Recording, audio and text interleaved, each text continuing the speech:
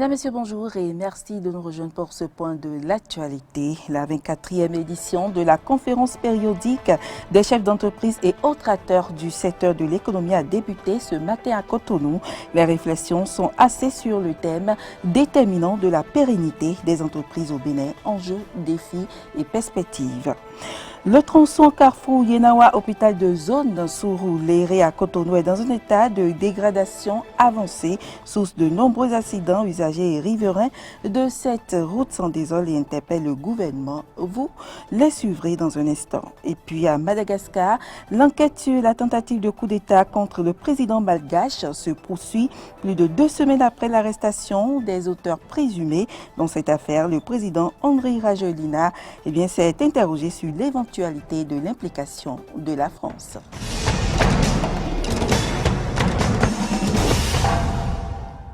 Bienvenue à toutes et à tous. Chefs d'entreprise et autres acteurs du secteur de l'économie prennent part à la 24e édition de leur conférence périodique à la salle de conférence de la Direction générale de l'économie, lancée officiellement ce matin par le la secrétaire adjointe du ministère de l'économie et des finances. Ces assises ont pour thème déterminant de la pérennité des entreprises au Bénin, enjeux, défis et perspectives. Je vous invite à suivre respectivement les propos de Elie Idou, directeur général adjoint de l'économie, et ceux de Alice Massimo Afo, secrétaire générale adjointe du ministère de l'économie et des finances. Ils sont au micro de Cano François Mbederintor et Jean-Baptiste Bocor. À l'entame des présentes assises, il convient de rappeler que la toute première édition de la conférence périodique a eu lieu le 19 mars 2013. Au cours des 8 dernières années donc, plusieurs thématiques consacrées à des préoccupations diverses et variées ont été abordées. La conférence périodique vise entre autres comme objectif de faire connaître la bonne information économique et d'organiser des débats publics qui permettent aux citoyens de se prononcer sur des thèmes d'actualité. Notre pays réaffirme sa vision à travers la primauté accordée à la promotion des petites et moyennes entreprises, gage de la création de richesses et d'emplois durables. Ceci dit, il appartient à chaque promoteur d'entreprise d'aller à la quête de la bonne information pour pouvoir bénéficier de la panoplie de mesures édictées. Ces assises participent de l'accompagnement sans relâche de l'État dans la dissémination de l'information aux cibles indiquées pour un bénéfice réel des avantages par les entrepreneurs. Au total, l'espoir est permis dans la mise en œuvre de ces mesures qui permettront de réduire considérablement la propension à la disparition précoce de nos entreprises. Dans son adresse au peuple béninois la veille du 1er août, le chef de l'État Patrice Talon a parlé de la mise en place d'une nouvelle version de l'Institut national de la femme, une information qui suscite de l'intérêt mais aussi des préoccupations. Le secrétaire général adjoint du gouvernement et porte-parole du gouvernement, au cours de son point de presse de la semaine écoulée, a donné des précisions à ce propos. Suivez le compte rendu de Clémence Tonoucoin et Fiac Voitor. L'Institut national de la femme, dans sa nouvelle configuration, est créé en Conseil des ministres du mercredi 21 juillet dernier. L'organisme a pour mission essentielle de contribuer à promouvoir les droits des femmes. Qu'est-ce qui différencie le nouvel institut de l'ancien, connu sous l'appellation de l'Institut national pour la promotion de la femme? Suivez la réponse de Wilfried Léandre Humbedi, secrétaire général adjoint et porte-parole du gouvernement. Ce qui change fondamentalement, c'est que l'Institut dispose désormais d'un fonds d'assistance aux victimes, mais aussi et surtout d'un secrétariat exécutif qui va être au quotidien en charge de l'étude et de la gestion des dossiers. Et puis, le plus important, l'Institut aura la capacité d'ester en justice et de se porter partie civile. Au regard des prérogatives qui sont attachées à l'Institut, vous comprendrez bien que les victimes, désormais, auront au moins une structure à laquelle s'adosser. Si après font l'objet de représailles, cela s'analyserait également en termes de violence ou de discrimination d'une manière ou d'une autre, et l'Institut sera encore présent à leur côté. Dans tous les cas, le chef de l'État a dit qu'il faut promouvoir la femme béninoise, favoriser son émancipation, et c'est pour ça aussi que dans ses attributions, l'Institut aura un rôle de plaidoyer. Plaidoyer en direction de certaines couches pour que certaines pratiques socio-culturelles qui arrièrent la femme, qui compromettent son épanouissement, son développement, soient reléguées au dernier plan. C'est aussi cela, la pédagogie qui va avec le rôle assigné à l'Institut dès que ses responsables seront nommés, vous verrez. Et en attendant, le conseil d'administration a déjà été mis en place. Vous avez suivi avec le dernier conseil des ministres.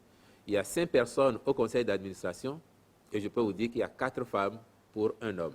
Ce qui traduit bien la volonté du gouvernement d'en faire un organe véritablement dédié à la femme. La voie Carrefour Yenawa, hôpital de zone Soro-Léré à Cotonou est source d'accidents.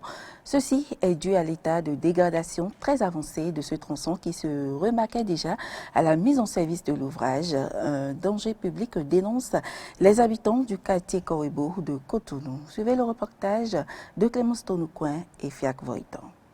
La voie pavée qui passe devant le 2e arrondissement de Cotonou est dans un état de dégradation avancée. Les pavés sont jonchés de trous et les dallettes des caniveaux affaissés par endroits. Une situation source d'insécurité bien connue du chef quartier Koribo, Léopold Govoy-Jean. Cette situation, c'est une situation qui date de longtemps parce que déjà l'entreprise qui a réalisé les travaux avant là, ils ont fait quelques arrêts qui est vraiment pénible pour les responsables de l'arrondissement comme quartier. Sinon, les dallettes qui traversent la voie, ils ont mal réalisé. Et ça fait que les dallettes là foncent dedans. Parce que les supports qui sont en bas ne sont pas larges pour tenir correctement les dallettes. Les populations riveraines se désolent de cette situation qui dure déjà plusieurs mois. Les trous sont un peu partout sur le tronçon et provoquent beaucoup d'accidents. Quand les camions tombent dans les trous, ils se retrouvent dans les caniveaux. La construction de la voie est faussée à la base. Quand il y a plu, elle s'affaisse. Bon,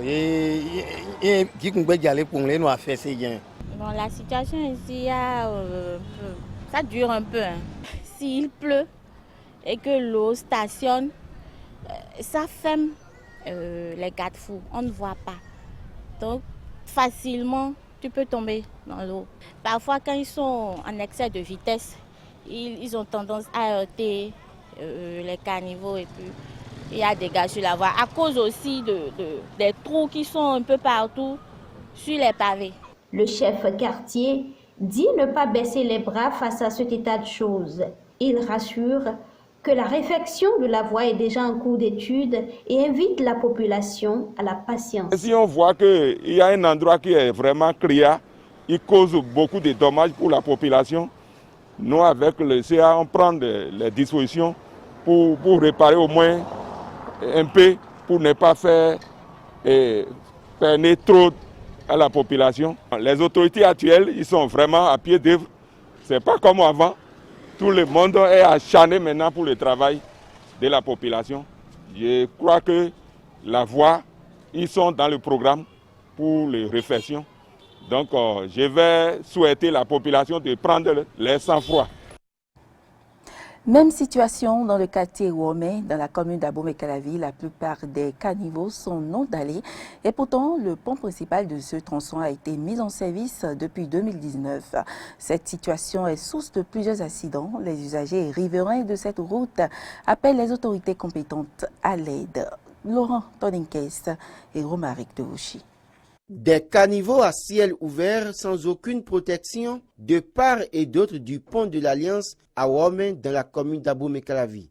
C'est ce à quoi sont confrontés les riverains et usagers de ce tronçon qui mène du marché de Womé au Carrefour pharmacie Concorde à Cocotomé. Ça fait que bon, les piétons, ceux qui passent, sont exposés à des accidents donnés. Puisqu'il est arrivé plusieurs fois, moi j'ai assisté à des accidents que bon, les gens peuvent éviter, mais vu que les caniveaux sont ouverts, bon, ces personnes sont tombées dedans. Vous voyez, si les caniveaux étaient quand même ouverts, dès qu'il y a un véhicule qui passe et que la personne peut éviter, il peut quand même sauter et aller du côté du trottoir. Mais si les caniveaux sont ouverts, tu n'as pas le choix, tu es obligé de te mettre dedans, vous voyez, et tu peux casser les pieds. Pour faire face aux difficultés, certains citoyens sont obligés d'ériger des couvertures de fortune, des solutions qui ne les épargnent pas d'autres risques et même des dépôts de déchets. Mon appel, c'est que je les prie vivement de fermer cela, parce que même les planches que nous mettons sur ça, ce n'est pas des fois solide. Et des gens courent des risques de tomber dedans. Et même les piétons, par méga, s'ils ne font pas attention, ils tombent dedans. Donc vivement, qu'ils prennent la disposition pour fermer cela. Oui, c'est parce que ce n'est pas couvert. Si c'était vraiment fermé, les gens ne pourraient pas mettre des objets dedans. C'est parce que ce n'est pas fermé que les gens se permettent de tout jeter dedans. Je ne sais pas si c'est au niveau des autorités locales ou bien des autorités au haut niveau, je ne sais pas. Mais s'ils peuvent aider les gens, s'ils peuvent nous aider à finaliser la voie, ce serait beaucoup bien. Le pont de l'Alliance de Womé est le fruit de la coopération entre l'Union européenne, l'État béninois et la Banque ouest-africaine de développement. Ce pont d'un coût total de 9,5 milliards de francs CFA est réalisé pour protéger les populations contre les risques de noyade et au-delà, régler un problème de perte de temps face aux embouteillages observés sur l'As Campus échangeur de Godomé. Mais ces caniveaux ouverts donnent un goût d'inachevé à une si belle œuvre réalisée. Et puis, les poubelles homologuées répondent aux normes internationales en matière de recyclage et de ramassage d'ordures. C'est dans cette optique que la Société de gestion des déchets et de salubrité dans le Grand Nokoué met à disposition de la population ces poubelles. Suivez ACTV ce public reportage pour plus de précision. Voici la poubelle idéale pour les ménages. Il s'agit d'un récipient en matière plastique et à roulettes destiné à accueillir les déchets pour éviter leur entassement. Elle est à la fois pratique et esthétique et se compose d'un système d'ouverture et d'un couvercle pour éviter la propagation des mauvaises odeurs et pour cacher la vue des déchets. C'est cette poubelle homologuée qu'indique désormais la Société de gestion des déchets et de la salubrité du Grand Nokoué aux ménages. La plupart des ménages ne disposent pas des poubelles ou des contenants dans lesquels les déchets qui sont produits au niveau de chaque ménage doivent être confinés. Souvent, c'est des paniers, des sacs Bafana ou Dangote que les ménages utilisent. Et du coup, les déchets ne sont pas confinés. Ces poubelles sont souvent laissées devant les maisons et donc polluent l'environnement immédiat des citoyens. C'est pour cela que nous avons opté pour des poubelles homologuées qui sont des poubelles reconnues au plan mondial. C'est des poubelles que les opérateurs peuvent facilement traîner sans les détruire. Et nous avons acquis des camions et des tricycles de dernière génération qui nécessitent qu'on ait des poubelles adaptées à ces camions. Il est conseillé aux ménages de disposer de cette poubelle homologuée pour le bien-être de toute la famille. Lorsque les déchets sont laissés à l'air libre, les déchets ne sont pas bien conditionnés, on assiste à une prolifération de certains insectes qui sont à l'origine de plusieurs maladies. Nous pouvons citer par exemple comme insectes les mouches, les moustiques, les cafards, il y en a tellement. Et ces insectes seront à l'origine de plusieurs maladies telles que le paludisme, les maladies diarrhéiques auxquelles nous pouvons être exposés du fait de ces insectes-là. Nous avons également d'autres maladies qui peuvent également découler du mauvais conditionnement de nos déchets. L'usage d'une poubelle homologuée met à l'abri de toutes ces pathologies. Certains ménages l'ont compris et s'en sont déjà procurés. Depuis qu'on utilise cette poubelle, les mouches qui nous envahissaient ont tous disparu. et plus de mauvaises odeurs, la maison est propre, tout est sain. Pour se procurer une poubelle homologuée, c'est assez simple.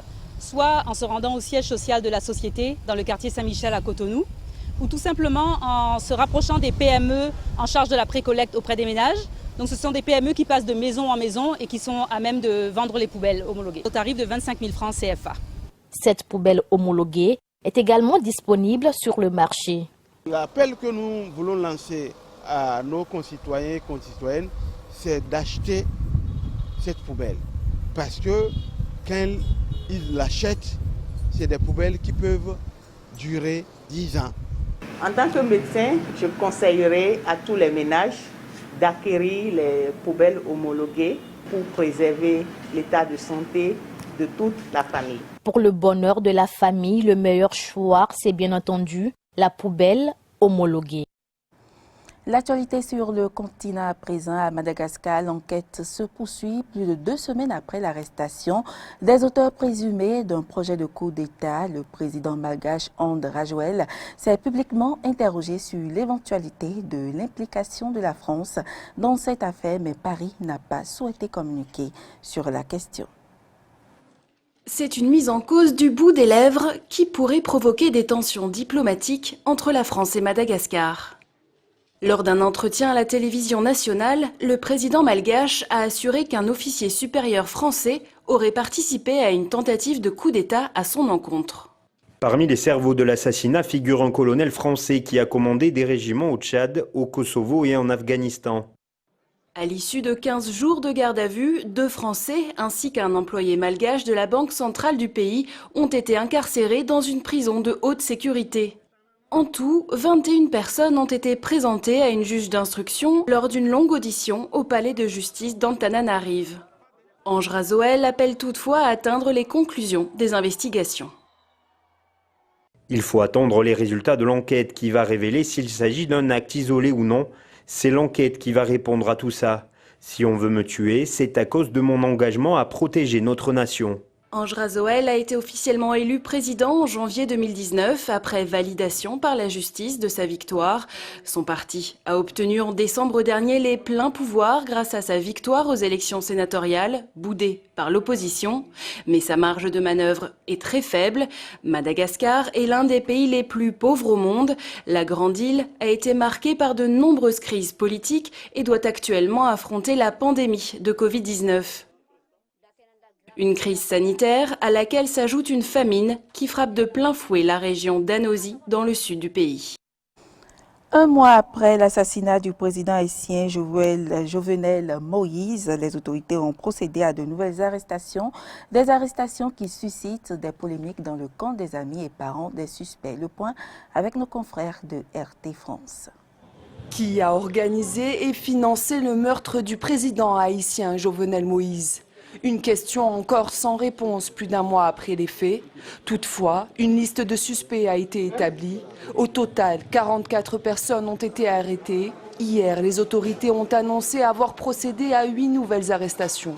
Et un résumé de 124 pages. Et dans le cadre de ça, en résumé des 124 pages de ce dossier, il y a 44 personnes qui ont été arrêtées. Et parmi elles, il y a 18 Colombiens, 4 Haïtiens américains et 22 Haïtiens. Parmi les 22, il y a 20 policiers. Et nous avons 22 Haïtiens. Parmi 22 Haïtiens, nous avons 20 policiers.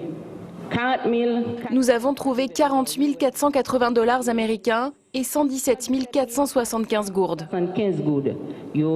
Aujourd'hui, la police haïtienne est toujours à la recherche d'autres suspects. Parmi eux, un ancien sénateur, un fonctionnaire de la justice et un juge de la Cour suprême du pays. Ce lundi, les autorités judiciaires ont déclaré qu'elles transmettaient désormais le dossier de l'assassinat au département de la justice d'Haïti. Une nouvelle étape qui pourrait donner un coup d'accélérateur à l'enquête. Une enquête que les familles des 18 mercenaires colombiens emprisonnés ou tués critiquent. Cela fait 32 jours que leurs corps sont là et nous ne savons rien. Nous ne savons rien des garçons. Le ministre des Affaires étrangères ne nous a apporté que des mots, mais pas de preuves définitives de leur bien-être, qu'ils sont en vie et que leur vie n'est pas en danger. Nous demandons aux autorités de nous écouter et de ne pas laisser nos compatriotes qui servent notre patrie abandonnés là-bas, dans un trou. Les manifestants demandent plus d'informations sur les conditions de détention de leurs proches incarcérés en Haïti. Pour d'autres, c'est une dépouille mortelle qu'ils veulent voir rapatriée au pays. Nous vous demandons de nous aider à rapatrier les corps et à ramener nos enfants. Ils ont été poussés à partir par la tromperie. Ils sont partis en quête d'un avenir et regardez ce qui s'est passé. Que les autorités collaborent avec nous pour leur défense au niveau international, pour améliorer les conditions dans lesquelles ils sont détenus là-bas. Nous savons qu'ils sont menottés 24 heures sur 24, que les conditions sont terribles et nous voulons qu'ils améliorent cet aspect le temps que tout ça soit résolu. Le gouvernement haïtien a demandé aux Nations Unies d'ouvrir une enquête, mais cette requête est toujours en attente d'une réponse. Et ce sera tout pour cette édition. Merci pour l'attention. À demain.